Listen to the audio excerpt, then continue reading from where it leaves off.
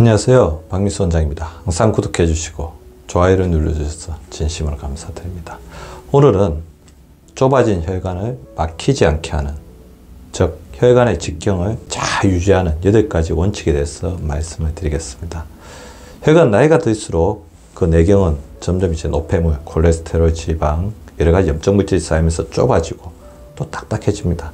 상처가 난 곳에 또 콜레스테롤, 혈소판, 여러가지 염증 물질이 달라붙어서 안쪽에 끈끈한 노폐물이 쌓이게 되고, 이런 부분들이 나중에 터지게 되면 지방덩어리가 빠져나오면서 피덩이가 섞여서 혈전이라는 것을 형성하게 되고, 우리 몸을 돌아다니다가 혈관을 막아버리는 색전증을 일으키기도 하죠. 혈관이 이렇게 좁아졌을 때 가장 많이 타격을 받는 기관은 대표적으로 한 3가지 정도가 있죠. 첫 번째, 우리 몸에서 가장 많은 혈액을 소화해야 되는 바로 심장입니다. 두 번째, 굉장히 미세한 구조로 혈액순환이 이루어지고 있나, 그래서 상호 보완성을 가지고 있어서 큰 사건이 생기기 전까지는 그 증상이 나타나지 않는 바로 뇌혈관, 그 다음에 콩팥 혈관, 사구체는 굉장히 복잡한 혈관의 덩어리죠. 자, 이런 부분들이 문제가 되면 심근경색, 뇌졸중, 뇌경색과 뇌출혈, 심부전, 이런 증상들을 일으키는데요. 문제는 이런 심각한 증상이 나타나기 전까지 혈관은 신호를 보내지 않습니다. 그림에서 보듯이 제 오른쪽에 이렇게 피떡이 거의 혈관을 다 막고 있는데도 불구하고 증상이 없는 경우가 있어요. 그만큼 많은 보상성의 원리, 즉 우리 몸이 혈액순환이 잘 안 되는, 우리 몸의 에너지를 저하시키는 상태로 살아가기 때문에 저렇게 굉장히 위험한 상태가 되었다가 나중에 급작스러운 충격이나 스트레스 가루에 의해서 혈관이 완전히 막혀버리는, 그래서 뇌경색이나 심근경색과 같은 치명적인 문제가 생길 수가 있다는 겁니다. 그래서 혈관이 점점 좁아지고 있는 것을 최대한 막아내는 것, 즉 미리 예방하고 그 문제가 생기지 않게끔 방지하는 것이 가장 중요한 우리의 임무가 되겠습니다.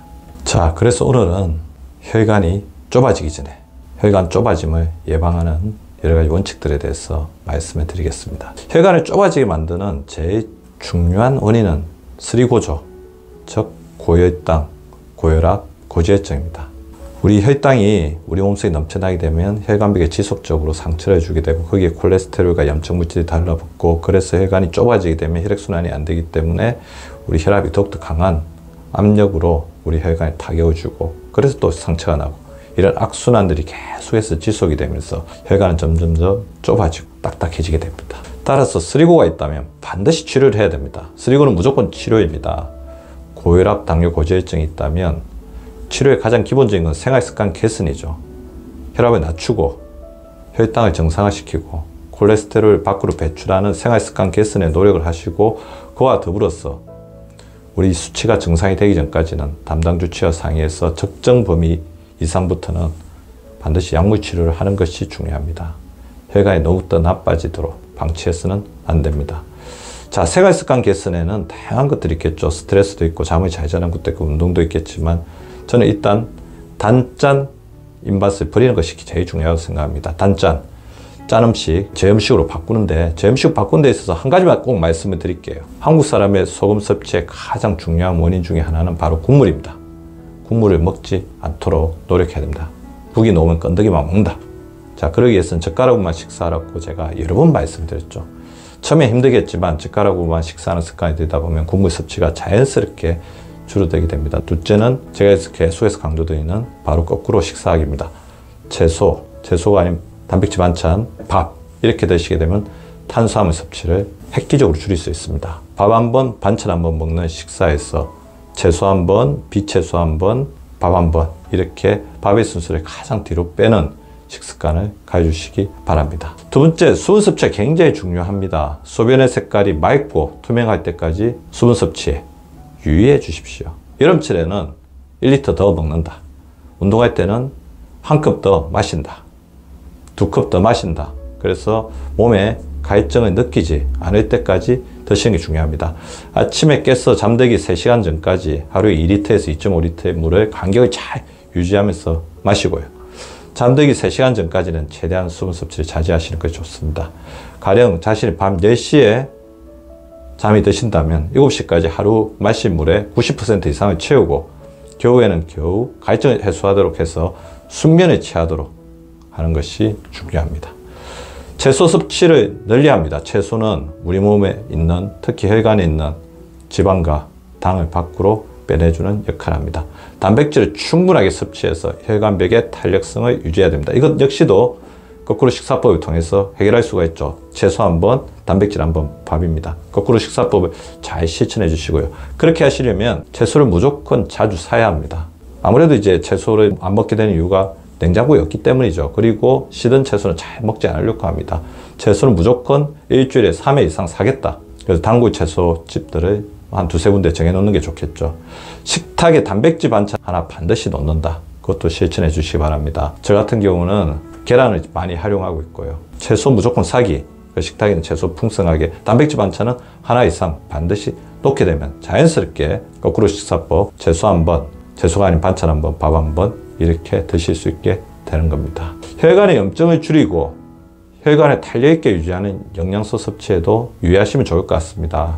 그래서 저에게 선생님, 혈관을 건강하게 하는 영양소들이 뭐가 있습니까? 수없이 많은 제품들이 나와 있죠. 그래서 자기에게 잘 맞는 영양소가 가장 좋은 영양소라고 생각하지만 일반적으로 도움이 된다고 알려진 영양소는 한 3-4가지 정도가 있을 것 같습니다.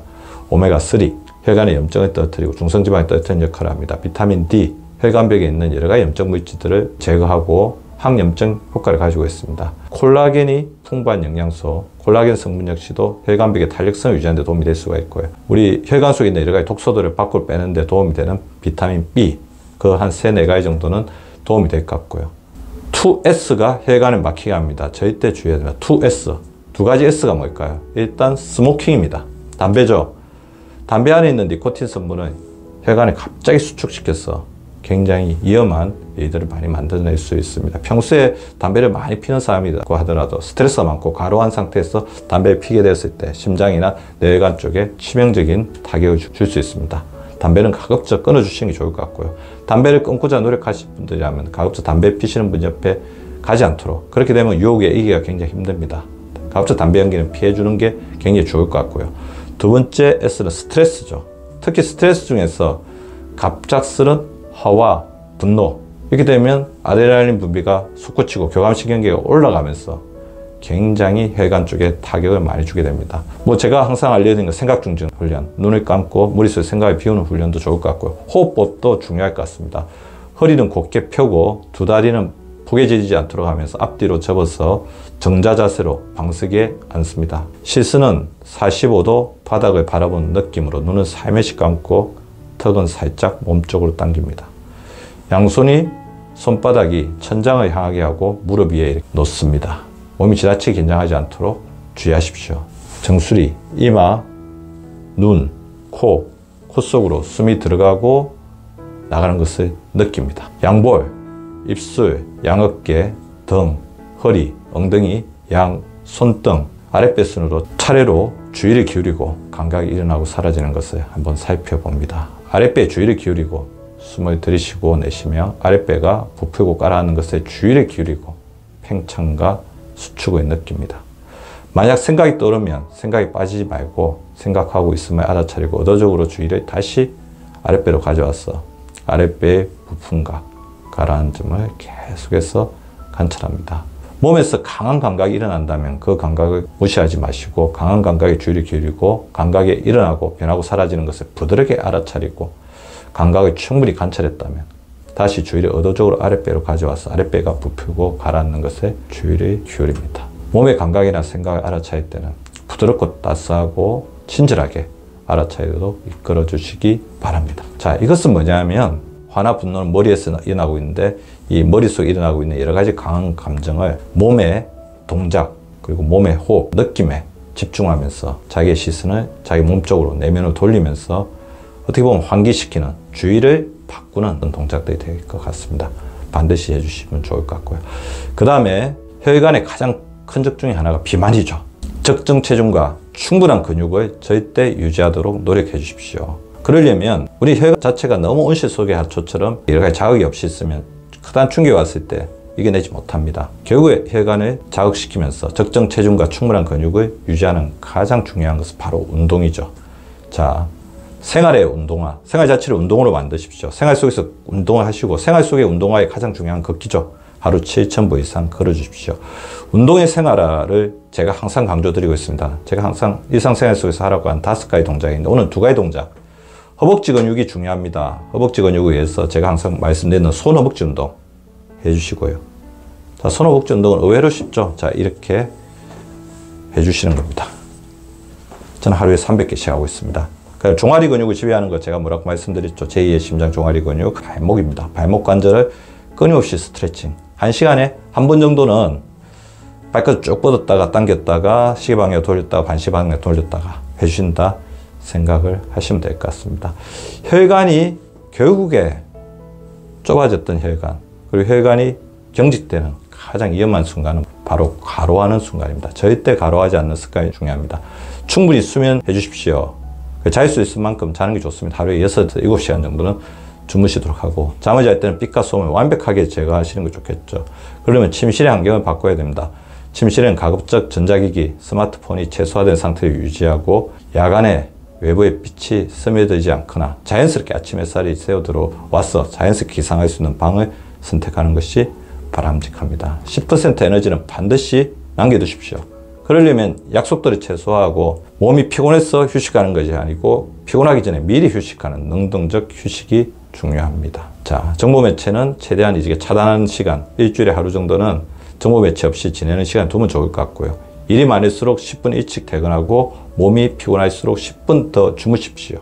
일하다가 10분은 창밖을 바라보거나 자기에게 여유를 주는 회사 정원을 거닌다든지 그런 시간을 가져보는 것이 좋을 것 같습니다. 그리고 좁아진 혈관을 지키는, 방지하는 가장 중요한 것은 최악의 사태가 일어나는 것을 막아야 되잖아요.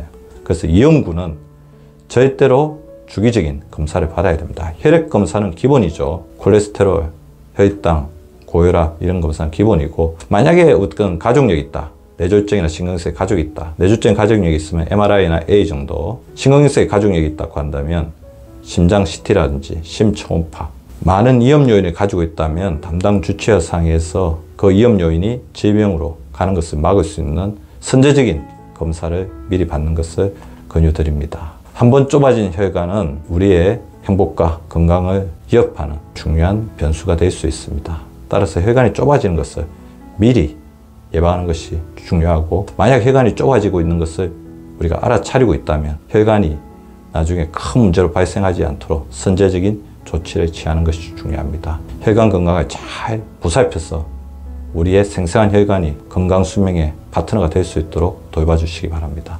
오늘도 시청해 주셔서 감사드립니다. 건강한 하루, 유쾌한 하루 보내시기 바랍니다. 구독과 좋아요는 박미수 박사 TV를 지속시키는 생명력입니다. 많이 구독해 주시고 좋아요를 눌러 주시기 바랍니다. 항상 감사드립니다.